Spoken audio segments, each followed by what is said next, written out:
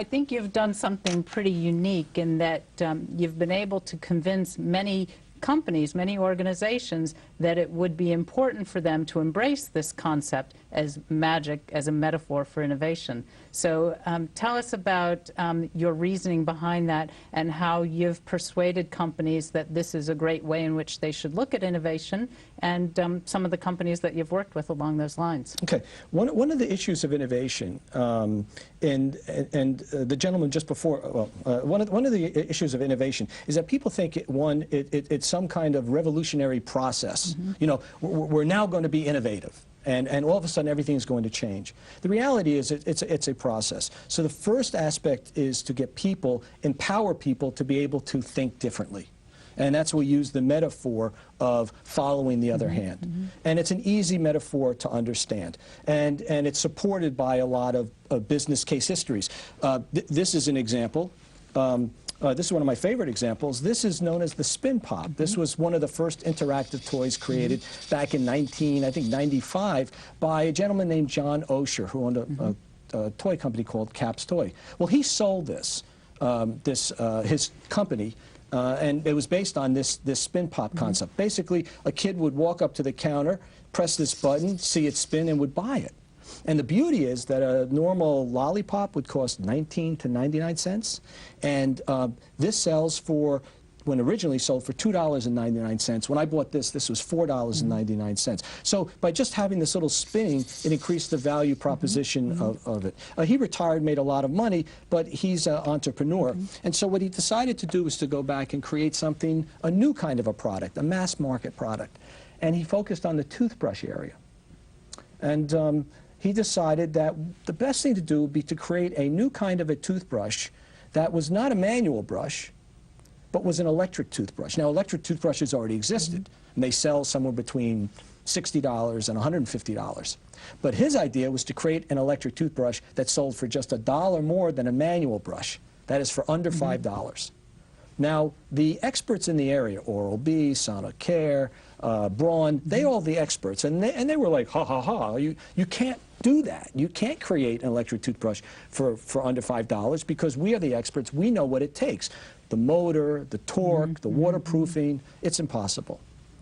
Well, John Osher challenged that assumption. He followed the other hand, and he said, well, why not? I understand how to make things in small parts. I've already created a battery and a motor, so for a couple of more cents, I have to figure out how to waterproof it and add torque. And so what he did is he began to work on that idea, and he partnered with Procter & Gamble. And within 18 months, they launched a product. This is the product. It's called the Crest Spin Toothbrush. This is probably one of the most successful product launches. There are 500 million of these units around the world, and it was quite phenomenal. It sold for $4.99. But here's how challenging the assumption also works, and following the other hand. When Procter & Gamble wanted to do major advertising, John Osher said, we don't have to do advertising because we already have our advertising. And they asked, what is that? And he said, here's our advertising. Try me. A little button that said, try me. This is a great example of a disruptive innovation that Procter & Gamble introduced to the market. That's correct. Excellent. Yes. Excellent. Now, you've worked with many companies. Yes. And, you know, tell me, how have you persuaded them that they need to engage you to make their teams more innovative? Well, you know, in my book, Follow the Other Hand, which is about everyday innovation, one of the things I talk about is the power of discovery. Well, let's just step back. 10 years ago, advertising drove the brand, I think. Advertising really defined the brand. I believe today a brand is defined by the experience. So I believe that one of the most powerful marketing tools that one has is letting people experience yourself. So the way I tend to engage corporations is they discover me.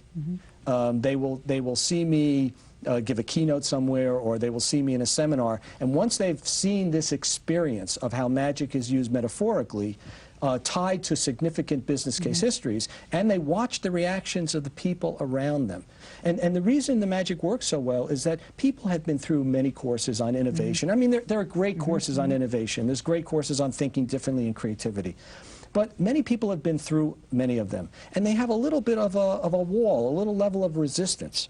Well, if you come in with magic, and you begin to talk about magic, and they experience the magic, and they participate it, and they learn it, and then you tie it to a business case history. Well, when you do the magic, it takes the wall down, and when you tie it to the business case history, it's very, very effective. Well, give me an example of the process, because I imagine it's not simply a 3-hour training where you teach them a hard skill set and they come away and they're ready and set to go and use the new tools in their toolkit. Right. Well, it's a lot of different ways. We teach, for example, in marketing, we teach the concept of how to build trust. How do you build trust? Well, it's fascinating because trust is an occupational hazard for a magician. When a magician comes out into an audience, they are immediately suspicious. Right? They think they're going to be fooled or something. But in order for the magic to take place, you have to initiate trust. So I discovered that there were 3 things that a magician uses that actually are very applicable in business. The first is choice. You provide options to the individual. Second, control. You let the individual control a situation. And 3 is pre-engagement. You get them involved in the activity before they've actually purchased the product. So for an example, this is an example of, would be an example of choice. If I said here, this is a 10 of hearts, and I said to you, okay, all right, here, pick a card, pick a card. Pick a card. No. I want this one. So you don't have a I'm not giving you a choice. And in not giving you a choice, then what happens is you don't trust. But if I say here, just tell me when to stop. Stop.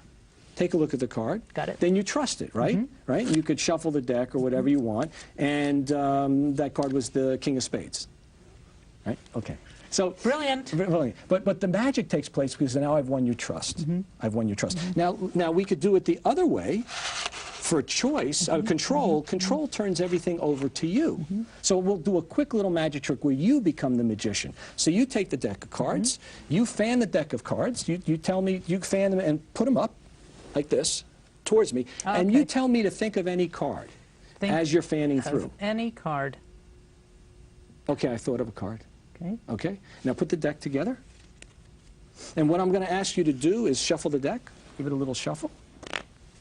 Now, by the way, choice is very, very powerful. When you give people choice, it gives them the opportunity. So, for example, one of a financial institution, what they do is when they send out direct mail pieces, historically they used to send out for a credit card solicitation, they would send a credit card solicitation and just a picture of a credit card. Well, they found that when they put in 16 different pictures of the credit card, and you could choose the one you want. That is, you can choose the design of the credit card. Same credit card. But when they gave the customer choice, it increased the response rate of that direct mail package by 20 to 30%. So that's the effectiveness of choice. Here, let's do control. Control is now, I'm going to turn the control over to you. Here we go. Turn the control over to you. And what I'd like you to do is I'd like you to take your finger, and just run it up and down, and I want you to focus on what I'm thinking about. I'm going to think of the card. Okay. I'm going to think of the card. Okay. And you're going to do the work. I'm not going to do it. And when you feel that I'm thinking of the card I'm thinking of, just put your finger down on that card. Okay, this is really hard. I'm thinking hard. Okay. I'm thinking hard. Got it. You did it? Got it. Okay, put down. Hold on. Here, let go, let go. Over here? That's it. That's it. Okay, so you're the magician, you're in control, and you now say to me, Andy, what was the card that you were thinking of? Andy, what was the card that you were thinking of? The one? Yes. The 3 of diamonds is what I was thinking of. Okay. So now you're the magician, you're in control now. Okay. I'm going to say, you're absolutely right. It's the 3 of diamonds. That's the 3 of diamonds. Hey. It is the 3 of diamonds. It's 3 of diamonds. So putting you in control. And now control is used in early stages. For example, Starbucks. Starbucks, you can go in. I mean, think about it in the manufacturing process or the service business where you're turning control over people. They come in and they get to choose the variety of different products that they could have. They can determine, they could do half decaffeinated, half, half regular. They can choose if they want soy milk or regular milk. You're putting the power in the hands of the individual and giving them choice. Now, pre-engagement is the most interesting because what it does, it gets people involved in the product or the service before that. Houdini used pre-engagement by getting the audience to hold their breath before he submerged himself into an old-fashioned milk can. Now, why did he do that? Because by having them hold their breath, they would then discover what it would be like to be underwater, like Houdini would be underwater. They created a level of empathy. So in a sense, by having people hold their breath before he actually did the trick, he already had them buy into the magic before the magic began. A great example of that is M&M's. M&M's used to be, their tagline in the United States used to be, melts in your mouth, not in your hand.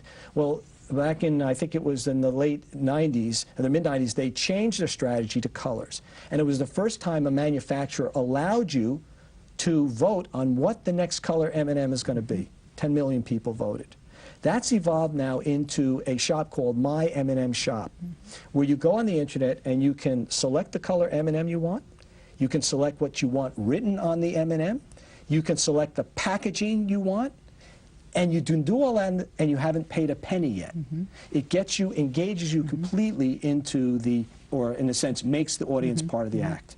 And it's a phenomenal, successful site. Interesting. So if I'm head of risk management at a major insurance firm, how do I use the theories of magic to do my job better? Okay, well, first of all, the beauty of risk management is that in the concept of challenging assumption and following on the hand, there is no risk. Because all you're doing is identifying assumptions.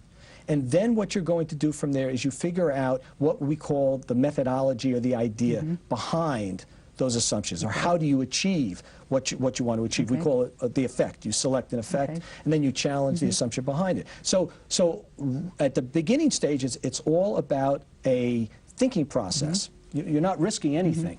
Now, once you expose yourself to these alternative ideas, what it does is it begins to spread your vision out. It widens your vision to allow you then to begin focusing and answering very specific questions, which have to do with, is my assumption true or not? We call that, you test the theory. You test the theory. So when you're into testing your theory now, again, there's no necessarily risk behind it, because what you're doing is you're testing a theory of a belief.